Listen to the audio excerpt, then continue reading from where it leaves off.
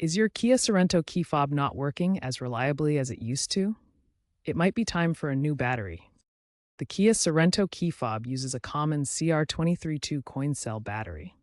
You'll need a new CR2032 battery, a small flathead screwdriver, or plastic pry tool. These can be found at most auto parts stores or online for a few dollars. Let's walk through how to replace it quickly and easily.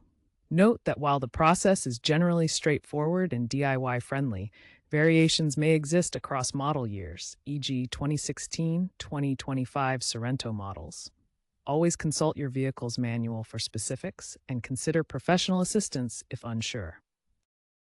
First, locate the small notch or seam on the key fob. Insert the screwdriver into the notch and gently twist to separate the two halves. Once open, carefully pop out the old CR2032 cell from its holder. Note the orientation, positive side up, to ensure correct reinsertion. Place the new battery in the holder, ensuring it's seated properly. Snap the halves back together securely. Finally, test the fob by unlocking the vehicle to confirm functionality. Dispose of the old battery responsibly by recycling it at an electronics store.